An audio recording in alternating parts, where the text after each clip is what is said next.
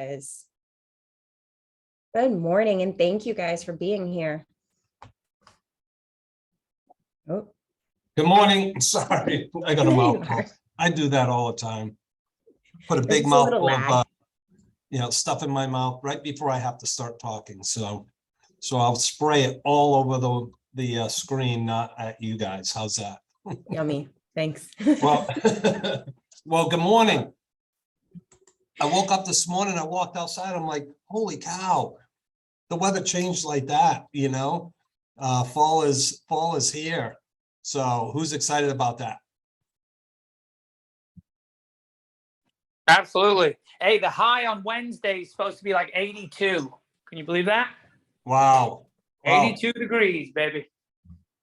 So what were we were in the weather of what, in the middle of summer, like 100 on average, 99. Now we're at 83. What's that, a difference of about 17 to 18, 20%? Feels like winter. Yeah. I wonder what's happening. So it's the same thing. It's the same thing with our business, right? Winter's here. Winter's coming. Fall, right?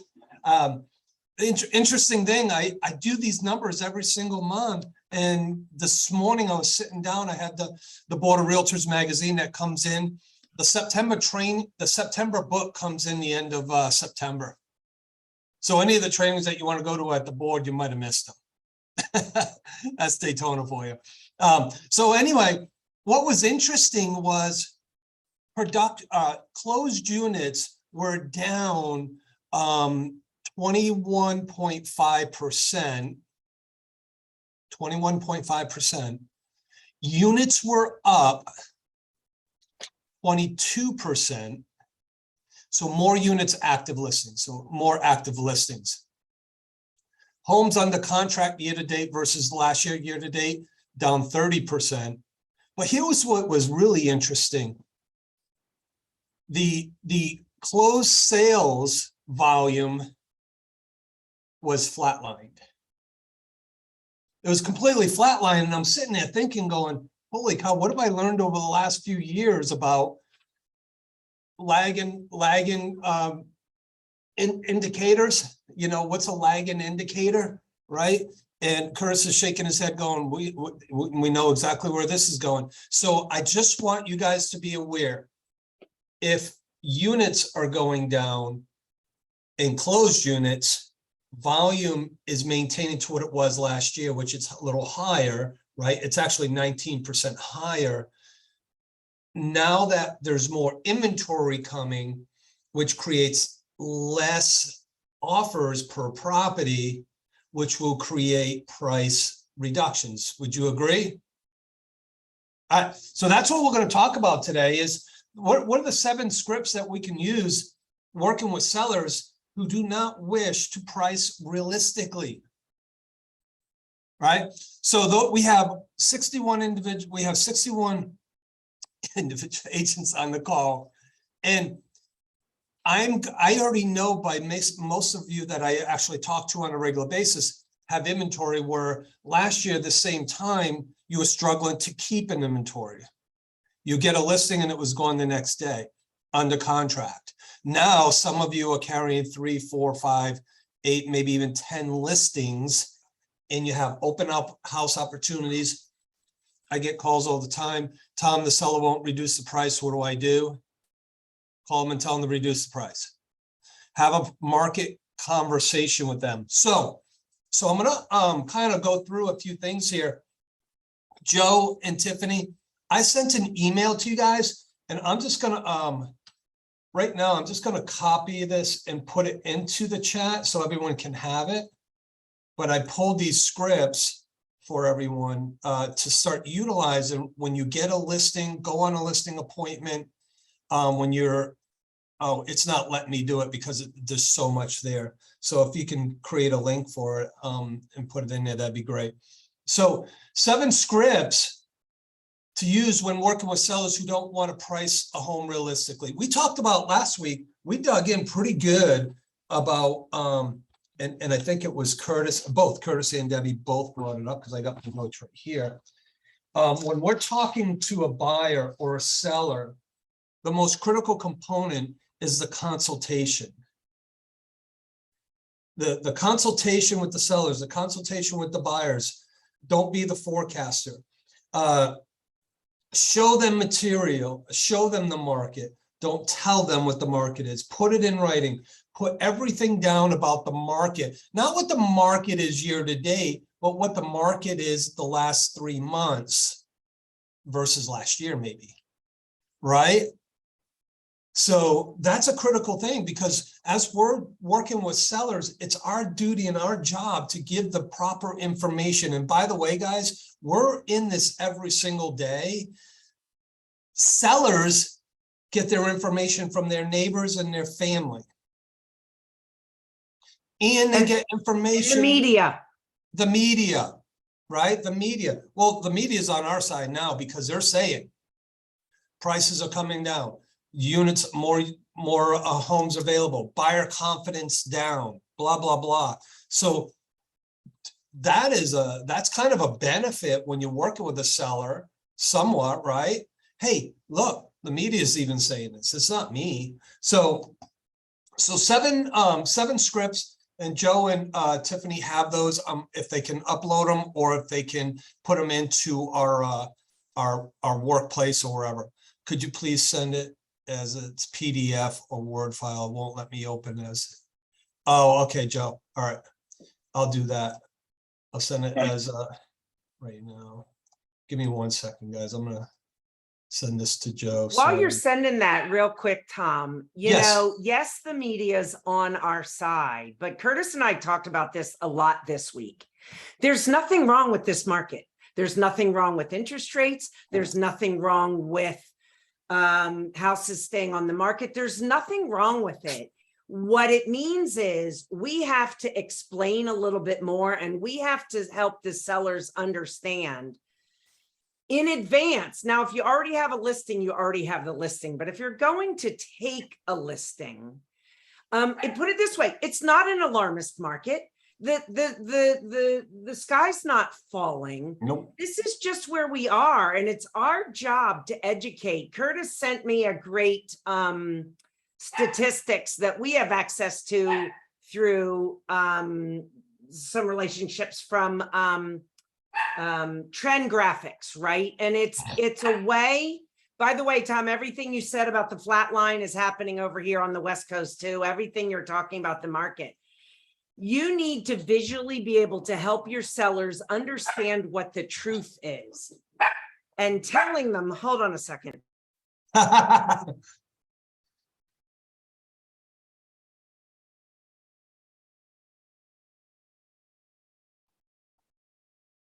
And telling them what the truth is doesn't help them understand what reality is. You have to show them, you know, if you can get a graphics like Trend Graphics or something from your MLS that shows not just the comps, where you have to have them think and measure and understand comps the way we do, but a graph or something that can show them. For instance, I'm looking, I have the email that Curtis sent me this week that shows that back in June, the list price to sales price was 98%.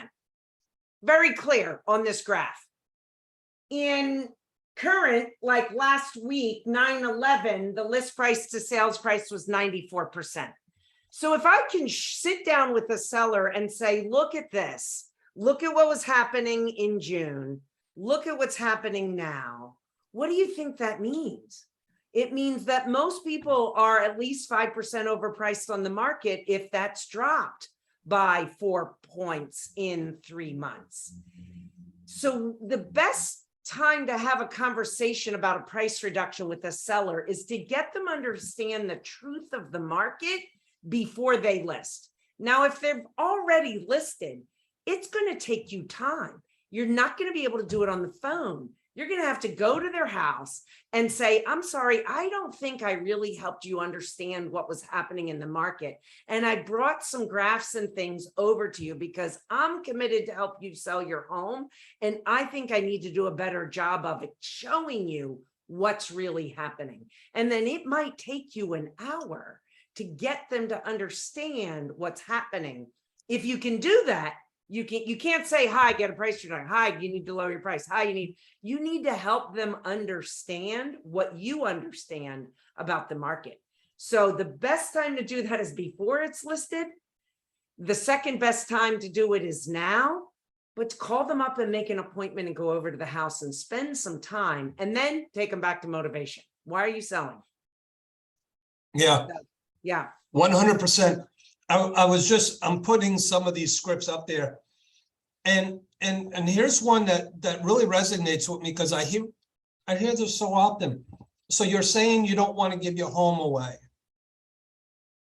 Well, in reality, the only way you are giving it away is if you sell it for less than you paid for it.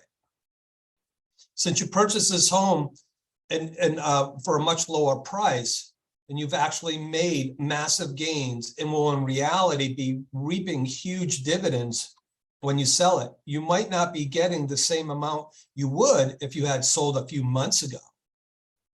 But even though the market has fluctuated downwards, your gains are still substantial. Would you agree? I love that. How much in their face can you get without saying it rudely, but being right to the point? Home prices are like the stock market. Sometimes they fluctuate up and down based on the conditions of the market. Sometimes we don't agree with it and we don't like it, but the market dictates the price, just like anything else. And here's the thing. If I can show you a way where we can lower the price by 5 to 10%, and you can get to the location you're looking to get to, how will that benefit you? I'm just going to rent it out. I understand if the market goes down 15% based on what your home is worth, you've now lost X amount of dollars. How much time do you have to rent the home to recoup your loss?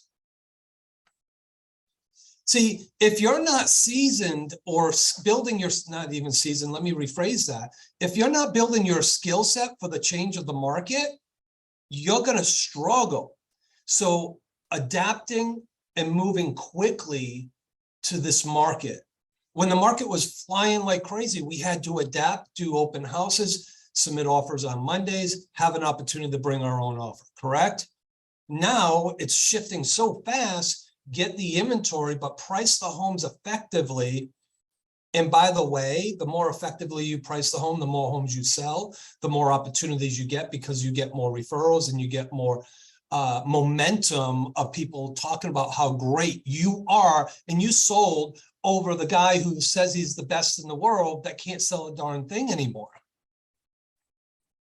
Do not compromise on the value proposition because you're not selling it as fast either.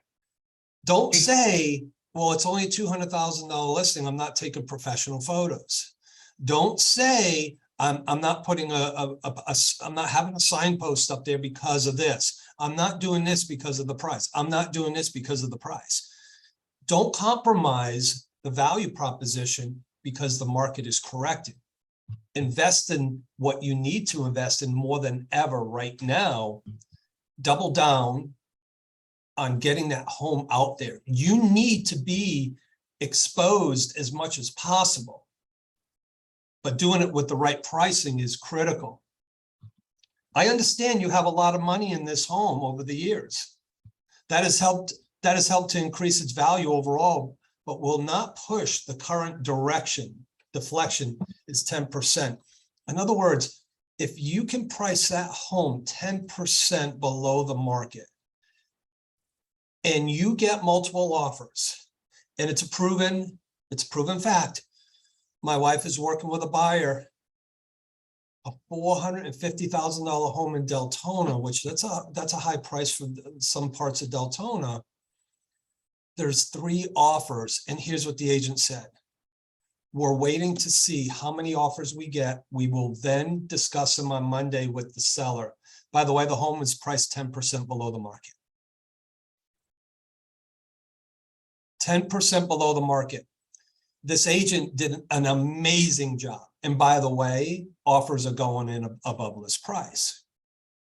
So sellers will listen to you if you educate them. Sellers will listen to you if you show them, and sellers will listen to you when you build the value proposition. You cannot just walk in with a piece of paper and say how great you are and think that you're going to win like that every single time. It's just not going to happen. So who's winning with price reductions? Curtis, I see you're in deep thought. No, I did have a thought, but somebody's got their hand up. It says iPhone, and I'd love to hear from them what their question is, their thought, their comment, their concern. iPhone with your hand up. I don't know if that was me, Curtis. I put it down. I'll take it. Oh, Go ahead. Real quick, I think Debbie's. Go ahead, spot on. brand new Steve, brand new to the real estate business. Yeah. Hey, I'm still struggling with price reductions. I mean, we had 2 that just went under contract yesterday, but Debbie's right. If we do a better job on the front end of presenting price, and we kind of script and practice that, and we present price correctly, we're going to avoid the struggles on the back end. A couple of stats, I don't know if it'll help. I mean, 35% of properties are still going under contract in 2 weeks. 24% of properties are going under contract in a week.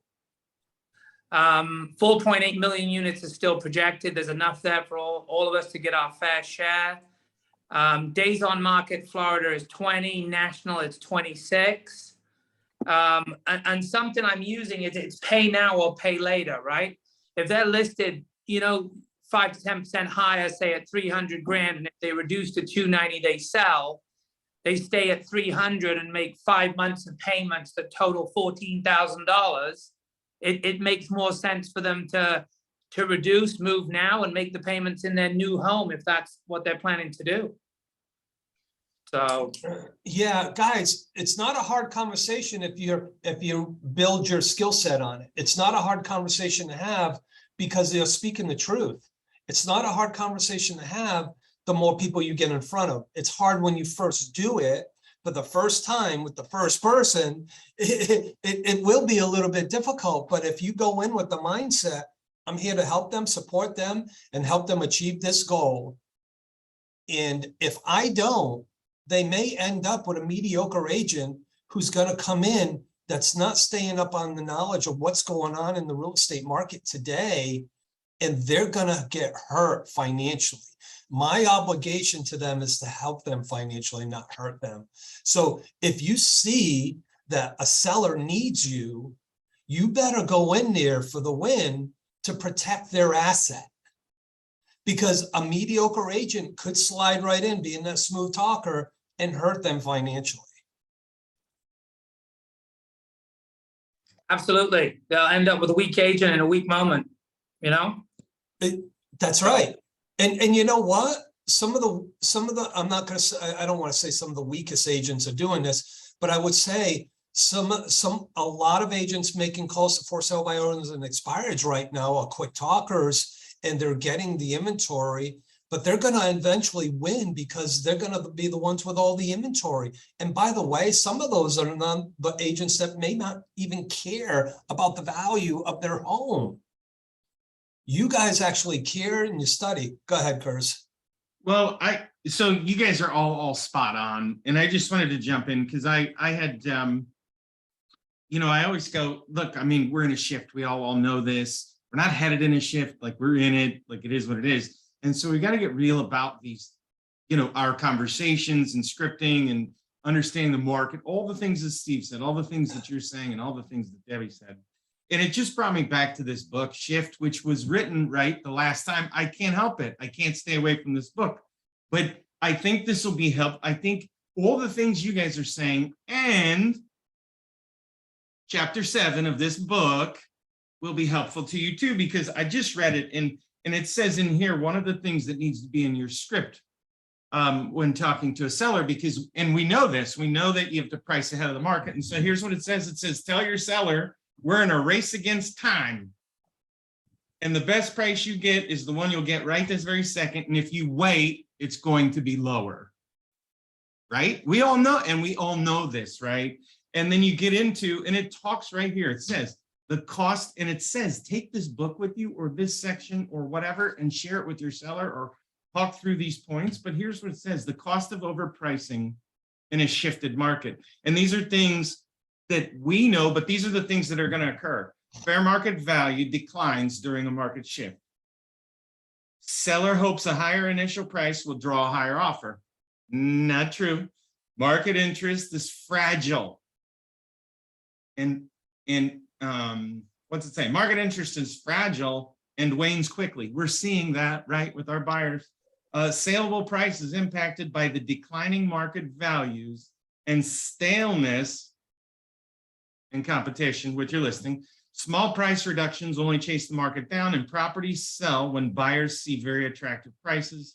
The cost of overpricing is amplified in the shifting market. Hold the book up. I'm gonna put it in the chat right now for you too. We want So- that book. I want that book. I'm gonna put, Yeah. listen, it's $17 on Amazon. I'm putting the link in here.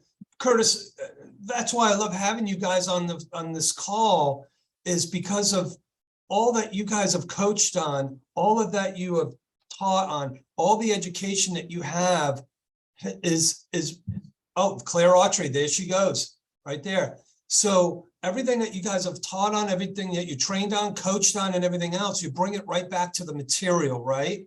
It's not you actually showed them, you didn't just tell them. You brought something of value, and again, that's brilliant. Why not bring your book with you and go, hey, look, here's something right here. Here's proof in the research. Let's not put you in that position. So I put it in the link. It's called Shift. And here's the thing, guys, the book doesn't work unless you read it. And by the way, reading this book, not listening to this book, is the value proposition. There's certain books that you can listen to, but there's certain books you really got to read. And this is a read, not a listen. You can do both, but you really got to be able to get your ink, your highlighter out, your sticky notes, all that stuff there. Might be an investment that you make in your third quarter, in your fourth quarter. That's good stuff, Curtis. What chapter is that? I know I've 7. read. Chapter 7. Chapter So 7. Chapter 7. So I had a conversation yesterday, Tom, and as you know, I'm pretty direct. And I told this lady, I said, look, you know what I mean? If we choose not to accept this offer, please remember that we had this conversation 30 days from now when we are possibly accepting an inferior or lower offer than what we have right now, you know? And that got her off the fence, and she signed.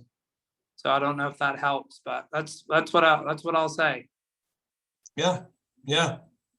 And one of the things that we've always heard, sometimes your first offer is your best offer. Well, we haven't been on the market long enough.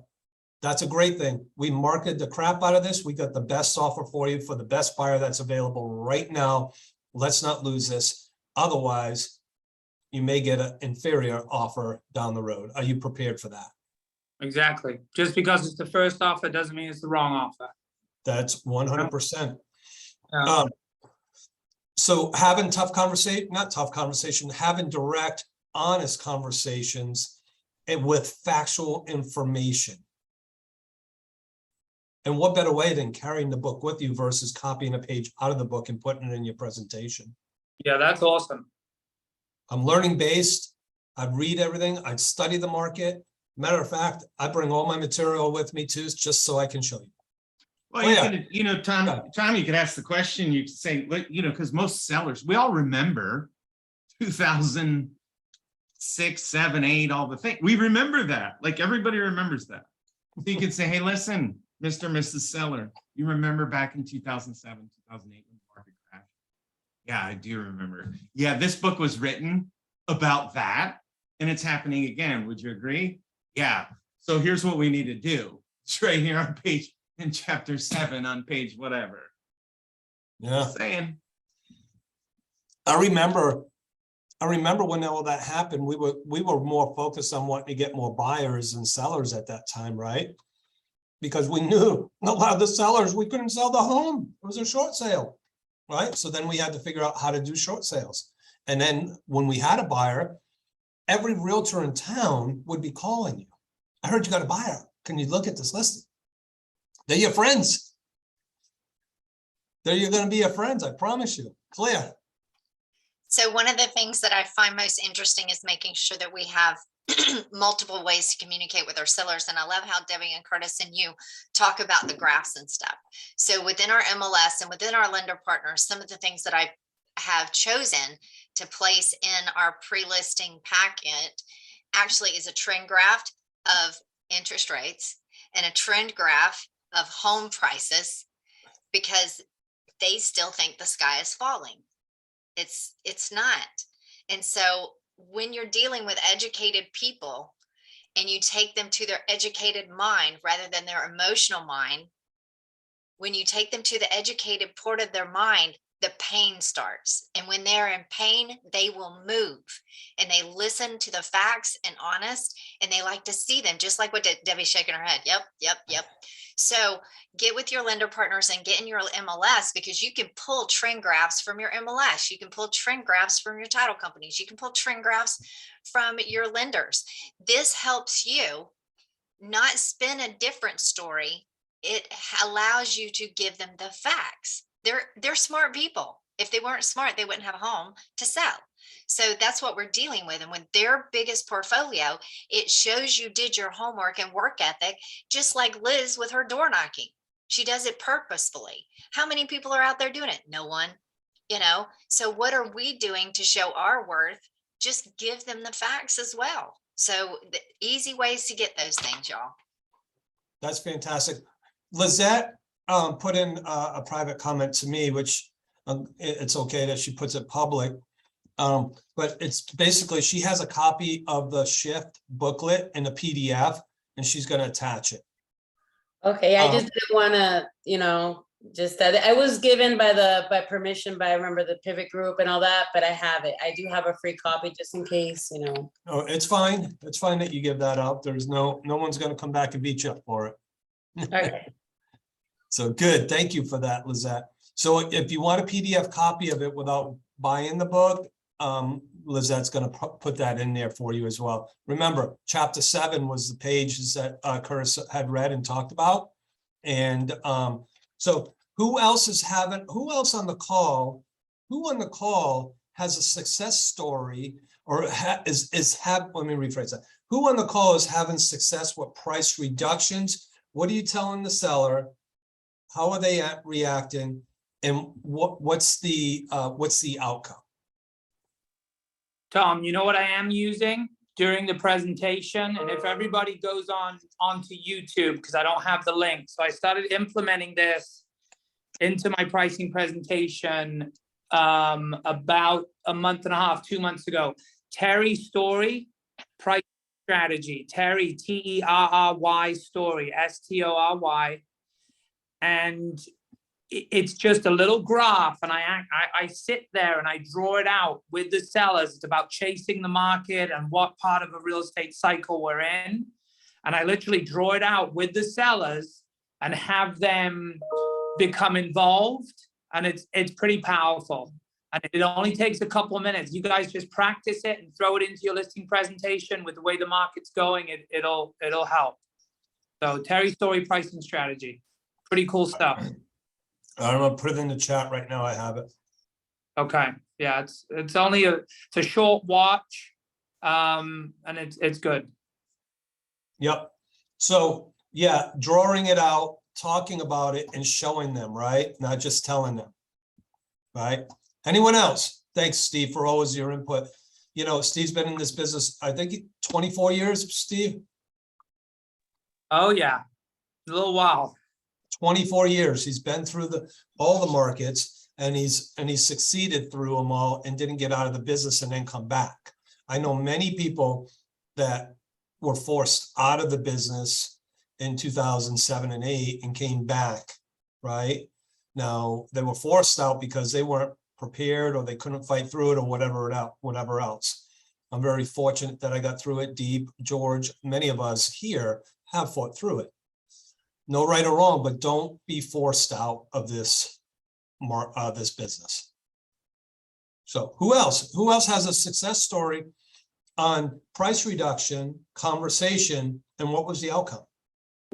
Tom, what we use is Keeping Current Matters a lot, which is a software that all of us could get into. The owner gives you constant information every week on what's going on in the market. I like showing my sellers a visual of what's going on in the market, what the prices are like. I use my MLS for that. And I also show them the difference from the MLS to Zillow and everything that everybody looks at. And that's what's been helping me bring down the prices on homes. A lot of times I give them a little test trial. The test trial used to be 2 weeks. Now it's just 1 week. I tell them, listen, if nobody's calling me for your house at the price that you want it at in 1 week, then we're going down to where we're at. And then I just have them sign a piece of paper and stuff. It's not an addendum. I just have them sign something that lets them feel like, okay, we'll drop it down if we have to then after a week. So did you say it was called Keeping Current Matters? Yeah, Keeping Current Matters.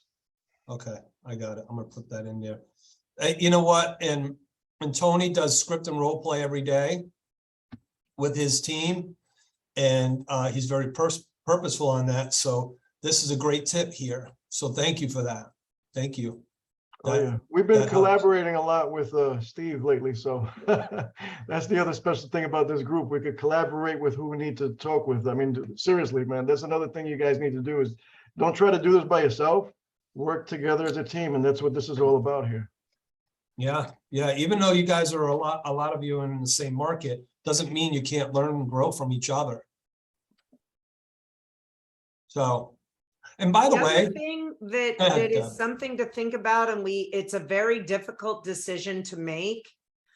But refusing to take an overpriced listing by standing up and walking away, I'm pretty sure realtors' legs don't stand up from a listing presentation to leave. I don't think they work that way. But yeah, I know, Todd, it's not easy to do. But it isn't.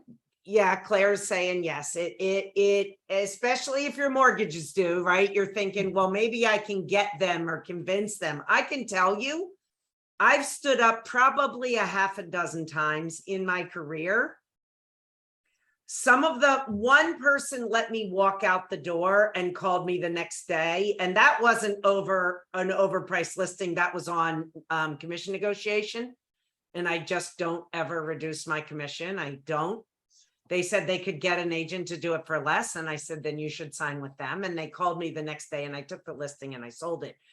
But the 5 other times that I stood up and said, look, my job is to sell your home and tell you the truth. And you might not like it, but here's the problem. If I list your home at the price that you want it listed at, and it doesn't sell, you're going to blame me. You're going to say, I need to do more marketing. And I'm telling you, my education and the stats are showing us that the price you want isn't going to sell your home. So I would be doing you a disservice if I said yes.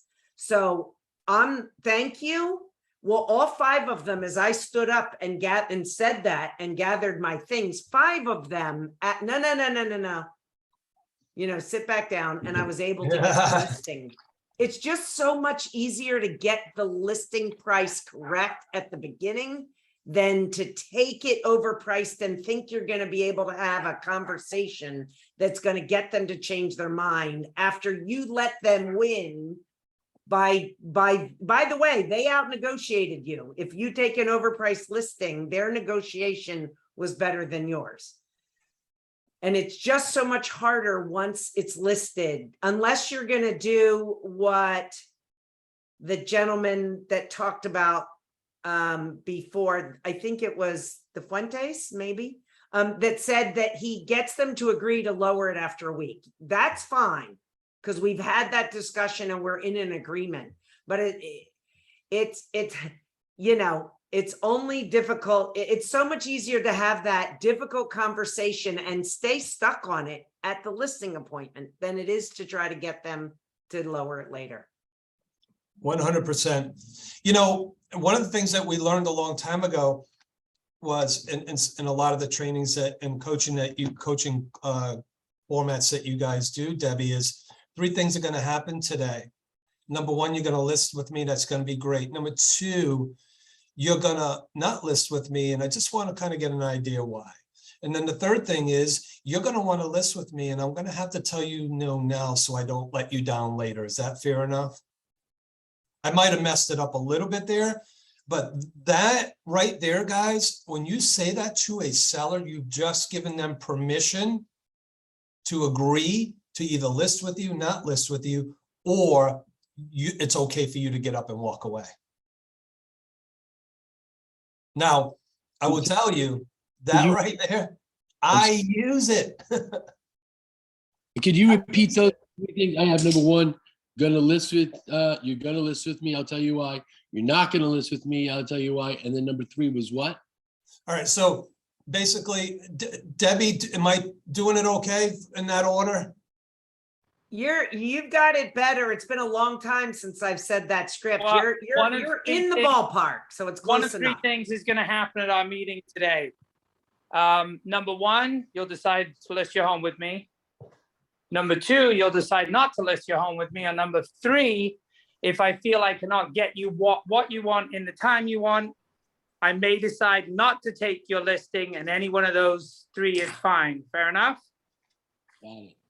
I love that. Yeah, And I used to always add in the quote, the phrase, I'd rather tell you no now than let you down later, because you need to get what you need to do, and I don't want to let you down. Fair enough? And right then and there, they feel comfortable now knowing that there's three choices. One, they hire you. Two, they don't. Three, they want to hire you, and we just can't come to an agreement. Now, don't tell somebody they need to price their home at 400,000 and not show them the information in the current market. You gotta show them the market. And Jenny Weimer, one of the best in the industry, in the entire state, probably in the United States, says, you know what, Tom, I'm sorry to tell you this, the market doesn't like your price. What we have here is the market saying they don't like your price, so let's price it to the market. It's not me, it's the market. I was like, oh, wow. Wow. Okay. Anyone else? I just want to introduce Tom, myself. can I step in? Yeah, I'm brand new. I'm Gene Barr, and hello to everybody. I'm loving my first Hey, meeting. welcome. It's cool. And Welcome, Gene.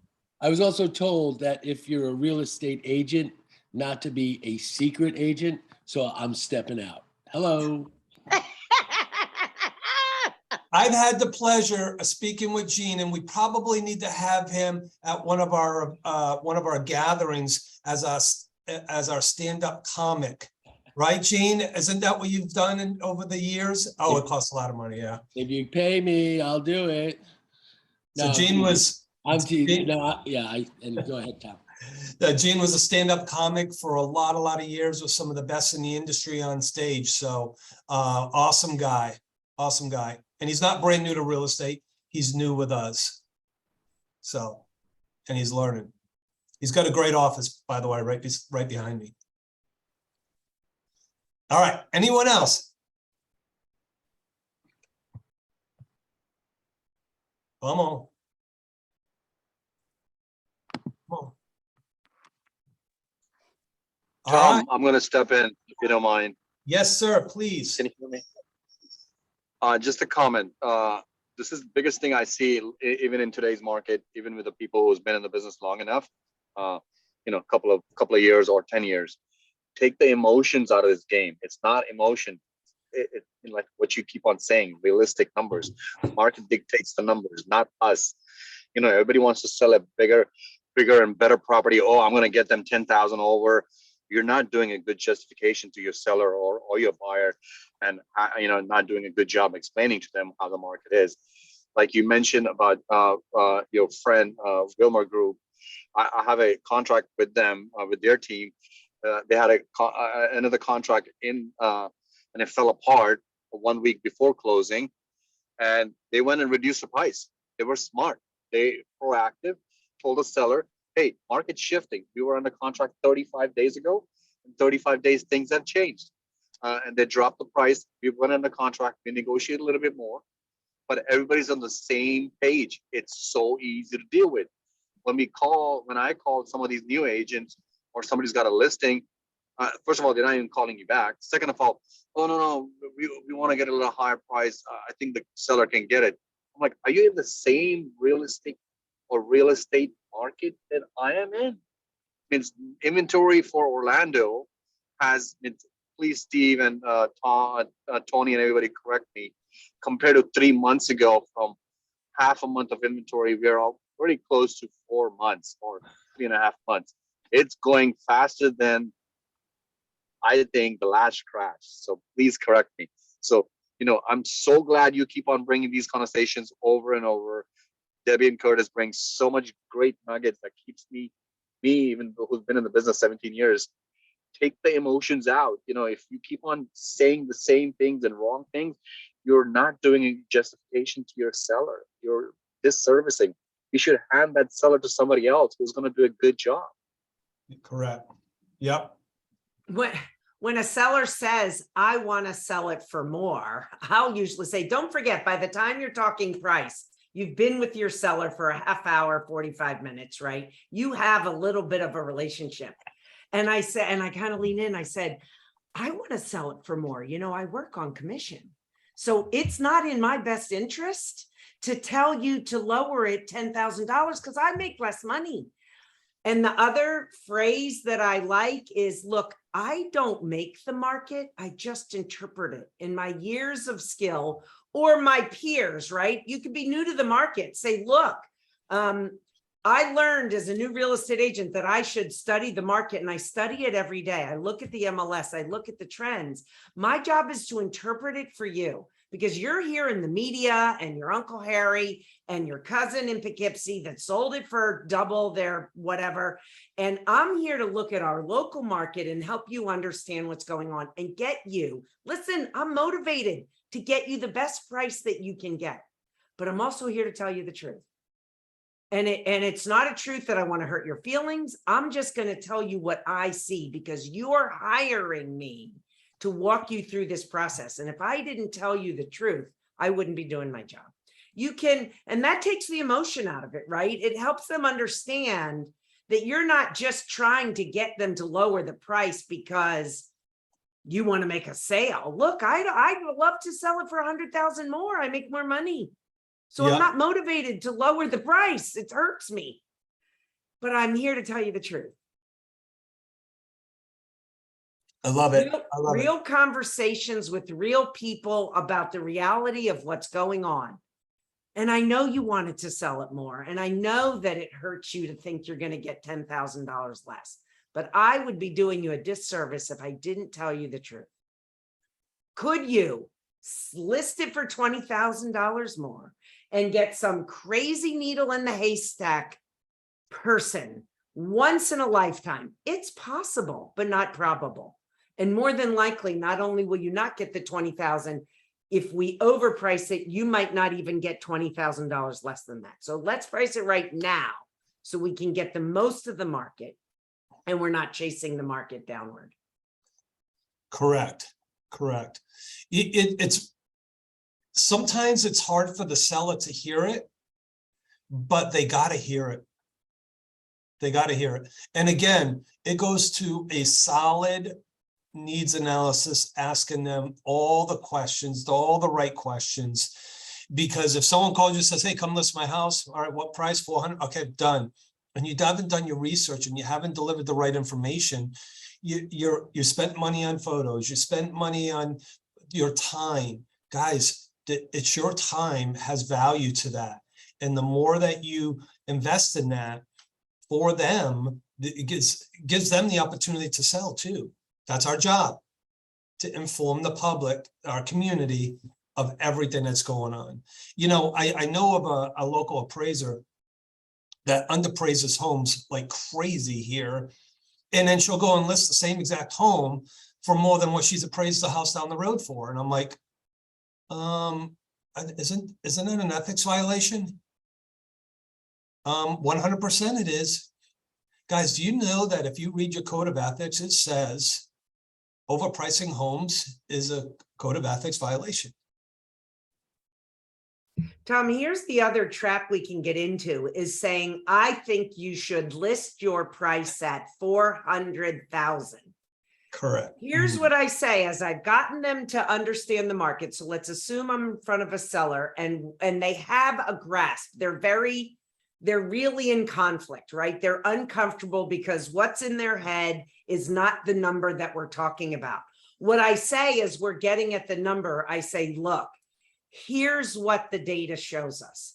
The price range looks like it's somewhere between here and here, but guess what? I don't have a crystal ball, but the market will tell us if we're correct. And the way they'll tell us is that people will come look at the house and offers will come in. I don't know what the number is. What I know is the number that's in your head doesn't look like it's anywhere in this data. You know, it looks like we're in the price range of 380 to 410. Here's the thing. The more you make people excited about your house, the more chance we're going to get someone in here or multiple offers. And we're going to know in a week. If we get nobody, we put it on the market and nobody comes, we're still not right. You don't want to get into the trap of saying the data says 400. I don't know what the market is. The buyers, all the market data we have is history. Those are the buyers that were here yesterday. And I use this all the time in listing presentation. This data is yesterday's data. We're pretty sure the buyers are similar to the buyers that were here a month ago, but we don't know. Maybe all the buyers that come in today are looking for the deal. They see prices drop and they're not going to make offers on houses they see that are overpriced. All we can do is price it in the market, what we think the market is, and then look at to see whether people book appointments and whether we actually get offers. And if they're not coming and they're not making offers, we're still overpriced. Yep. Don't 100%. tell them what you think it's going to sell for. Because we don't know. People say, well, if we price it here, is that going to sell our home? I don't know. I don't know. What I know is the market will tell us, and by people showing up and making offers will tell us that we're priced right. My education says 430 is not the number because all this data is showing closer to 400 or under. If we want to get multiple offers, we want to be a little low. 100%. Lizette. Yeah, I also, one of the things that I tell my sellers when they're, because you start falling into, Madame, forecasting the real estate, right? You're falling into that role. They want you to tell them exactly what's going to happen the next few months. And I just tell them, you're looking for an agent that has the most resources, that knows all the nooks and crannies of making sure your house is exposed to all possible buyers through social media networking, good relations with realtors, by the way, because guess what? If you have a listing agent that doesn't pick up their phone or doesn't have a good relationship with other agents, guess what? They do it. I hear my coworkers. They're going to put an offer. Oh, guess who has a listing? You want to make sure you hire somebody that overall is well-rounded in all these things. And that's why I'm here to show you how I can be a resource for you to sell your home. And Lizette's pretty good about her pricings. She's actually really good about it. And she has really good conversations with them and it sets it up for success. So great job. All right, anyone else? Ahas, questions? What did you get out of it? Was it helpful? Tom, can I say something real quick? Your hand is up? Of course you can. As we bounce from Lizette and Coach Debbie, one of the things in this past week that I spoke with a seller, because he couldn't see the price, he couldn't understand the value. So I had to back up and readdress, where is he coming from? So then I realized he was just looking at figures. He wasn't looking at square footage. He wasn't looking at condition. And so I changed the mindset in a subtle way. And I said, okay, Warren, can we do something together? I want you to act like a buyer right now. And in these 3 homes with the pictures that I have included, which home would you choose at that price? And he went, well, that's different.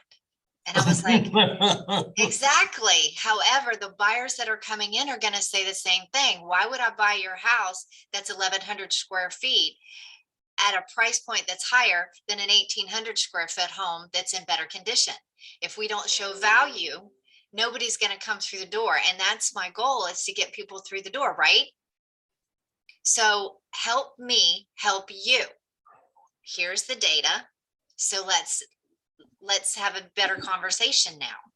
Which home and at what value would you buy your house? And it totally changed the conversation. I had to back up and realize he needed to see and make the decision from a different perspective. So that was something that helped me this week to be able to maintain that listing and that relationship in a positive manner. That's awesome. Nice job, lady. I love it. I love it. That's another thing that we got away from doing for so long because the market was so hot. Another thing that we used to do, and I don't think we're in this kind of market yet, but walk through the other homes that are actively for sale and compare. Right? If your comparables are active, walk through them. And then show the ones that are pending. And the reason those are pending is probably because of condition and price. And then what a great thing to say the seller that you could say, you know, in preparation for our meeting today, I looked at the other houses that are your competition right now. And I went and put my eyeballs, because sometimes pictures can lie. And I went and put my eyeballs on it because I wanted to come here fully prepared, knowing exactly what we're up against. Your seller's going to look at you and think you're a god, right? Oh my God, you, and how long would it take you? Seriously, if it's within a mile of them, an afternoon to go through all three, boom, boom, boom. And maybe you don't go through them, go stand in front of the property. Go say, well, I went and I drove by each of those properties because I wanted to be fully prepared today. Did you know this guy's yard looks like crap?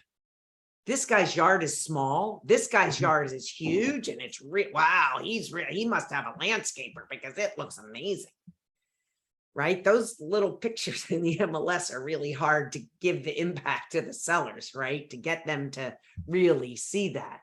And here's the other tip: if this is all new to you and you've not really had a lot of experience with sellers, go on a listing appointment, call somebody, call Tom, call me, call Claire, call Steve, call Deep, call somebody afterwards and say, I went on a listing appointment. Can I just share with you how it went?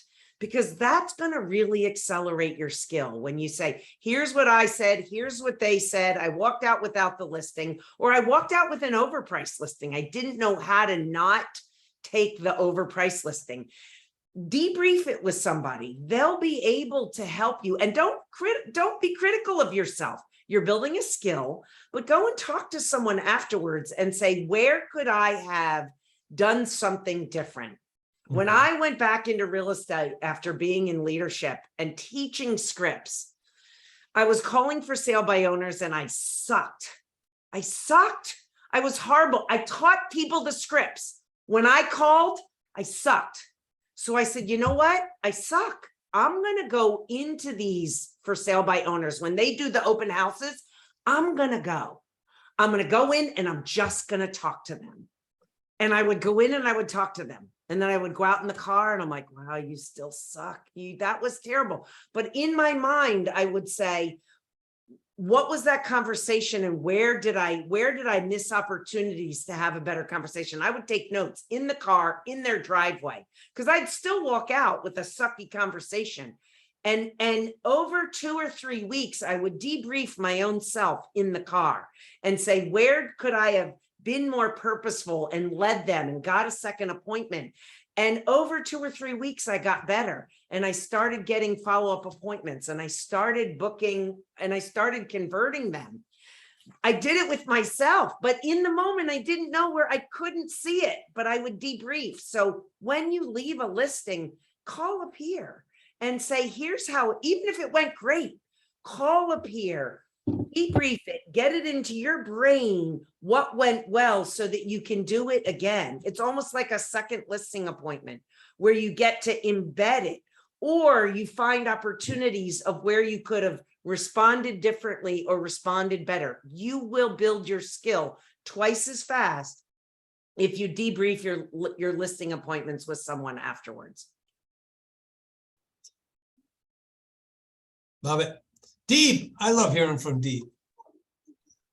Piggybacking on Debbie, what Debbie said, right? Go and visit the homes. What I started doing, it was 4 or 5 months ago, whenever we get a listing coming in, everybody sends them comps, everybody sends them what's sold, what's active, but nobody sends them pictures. So I do a job, send the link to the MLS. And I said, hey guys, look at the comp, what's sold, look at the dates when they were sold. And this is where we are competing with. Please compare the pictures to your house and let's discuss how you want to price this one. Because everybody thinks their shit smells better than everybody else's. But when the reality comes in, it changes everything else. Oh my God, this guy has a beautiful island. Oh, upgraded countertops. Oh, brand new roof. And you got a 17-year roof. Let's talk. Let's have real conversations. This is where we're coming back to basic. I'm gonna keep on repeating this. It's basic. Have truth, real conversation, and buyers and sellers really like that. They want to be real. They want their agent to be real to them, so they don't make these wrong mistakes and keeps the property on the market for 4 months. And guys, don't forget, 4 months. 4 months of mortgage payment, 4 months of property tax, 4 months of association, 4 months of insurance. They are losing money that they in 4 months they'll have to reduce more, and now they're more out of pocket. Get more, educate them at that level to show them the number. Hey, what's your mortgage payment? 3,000. Oh, what about this? Oh, it's 3,500. Electric. Oh shit, it's $4,000. So if you keep this market and you think that we should get a higher price, and we're going to be in the market for 2 more months, you are out of pocket $10,000. Are you better off losing $10,000 now, or you want to wait 2 months from now, and then now you're 10,000 already out, and now the market is already shifting. Now we are 10 grand more. Simple math.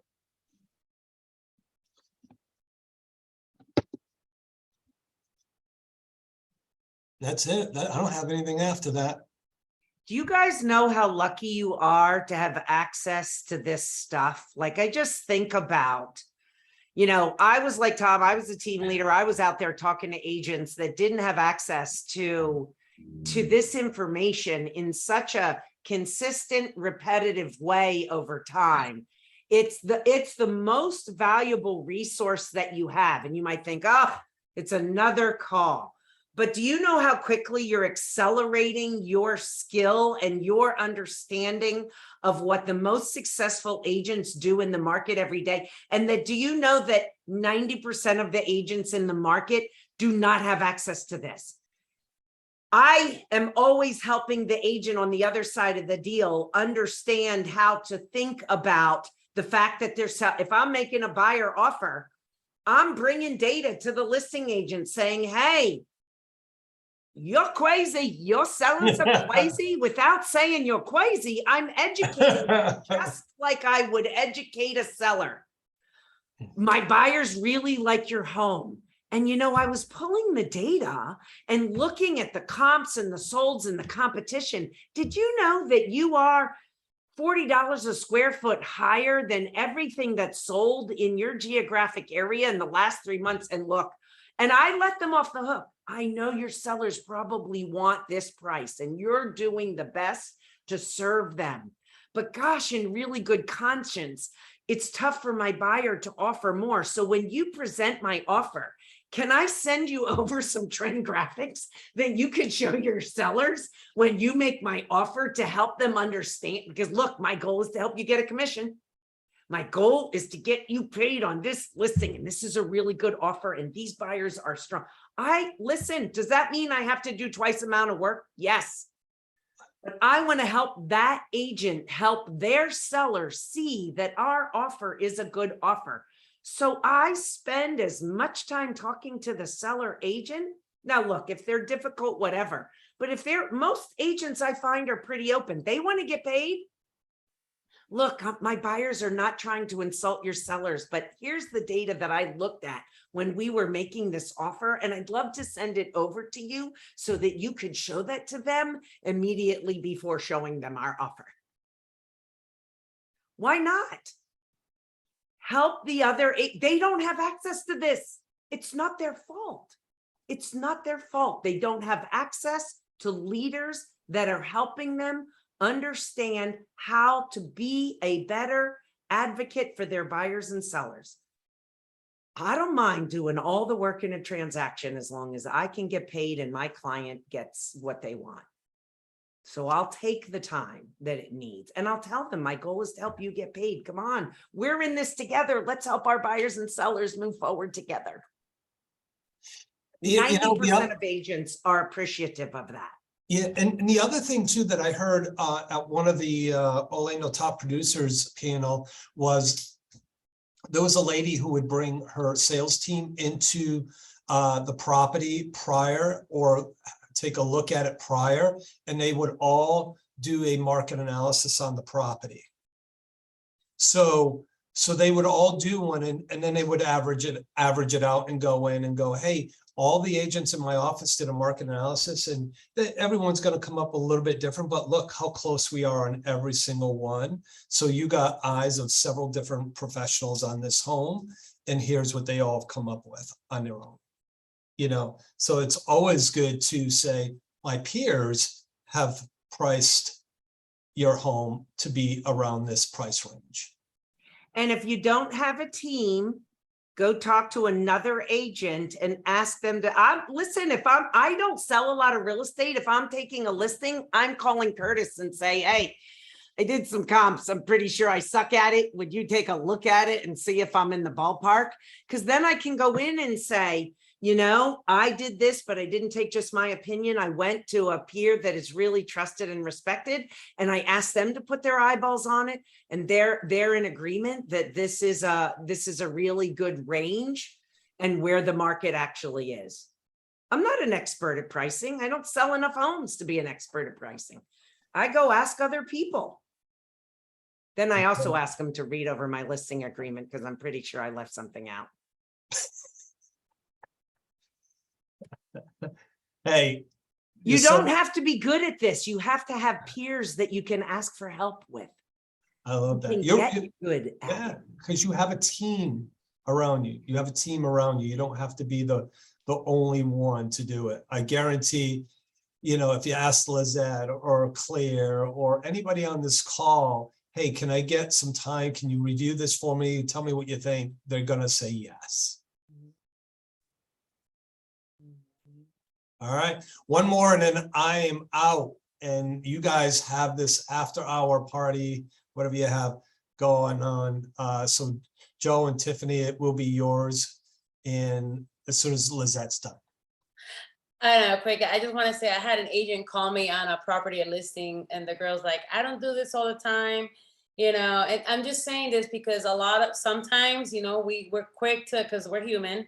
And this agent comes on the other side. I don't know what I'm doing. Oh my God, look, she's from a no wonder. And then we start kind of scolding them. We're kind of like, oh, you don't know. And she's like, I don't know how to write a comment. I said, listen, don't worry. I'm here to help you. So listen, listing agents, don't get all perked up if some buyer's agent doesn't know what they're doing. To the contrary, extend the hand and say, let me help you. Do you need an example? I'll walk it through you.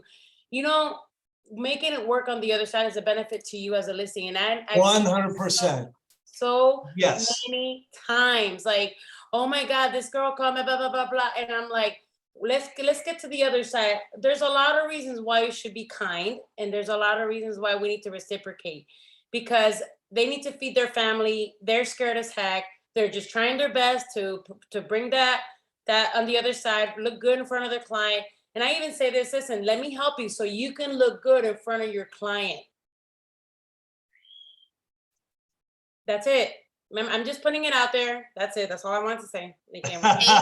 Mic drop for Lizette. Thank you very much. That was Because awesome. our license says we are to serve and protect the consumers. And guess what? If us as listing agents keep ourselves in the listing agent side, we're doing a disservice to both sides. So if you're not ready, willing, and able to take care of that whole transaction and be cooperative and be contributing, please help yourself. Please. right. And I want to add to this, those that are still hanging on the call real quick, this is what's so cool. If you are new to the business and never taken a listing and you want to hone your skills quicker, here's a tip. Contact your friends and family that are in your area or outside of your area that you're familiar with. Ask them a favor. Hey, I am honing my skills on making sure I can be of maximum service to the people who want to sell their home. Can I come to your house and consult with you as if I was your realtor and you wanted to sell your home? Quicker, better, faster, because your family will give you feedback immediately. You don't have to wait for one of us to call or to call us. Go do it. If you have a friend in the area, just tell them, be honest, be direct, because you want to be the best, most impactful realtor in your area. And everybody likes to help people. Yeah. That's right. And do it with your peers. Go find another agent, right? Go and you can ask the agent to pick something that's in the MLS and pretend like it's their home, and you can do that comp. The other thing is, don't be afraid of giving up some of your commission and go asking a seasoned agent in your area that's in this group to go on the listing, go with you on the listing appointment and split it. Watch the transaction. Like, you will accelerate your skills so fast, and it's just money. You know, it's you're paying for your education. Don't be afraid to do that or partner with another agent. Scaredy cats. Don't be scaredy cat. Or go be bold and do it badly. Like, go in there, say, okay, I have no idea what I'm doing. I'm going to be the best I can be. I'm going to go in there. I always tell people with scripts, read them, practice them.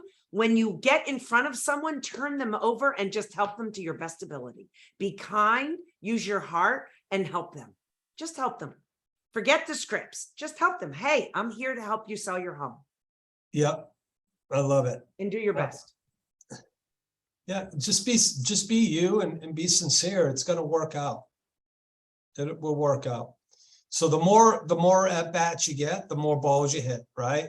So that was, you know, You'll either win or learn. yeah, And both of them are great. exactly. That's exactly right. You either win or you'll learn. I love it. I love it. All right, guys, I'm out. I got to get on another call, but it was great seeing every one of you. Have an amazing weekend, Tiffany and Joe. It is all yours.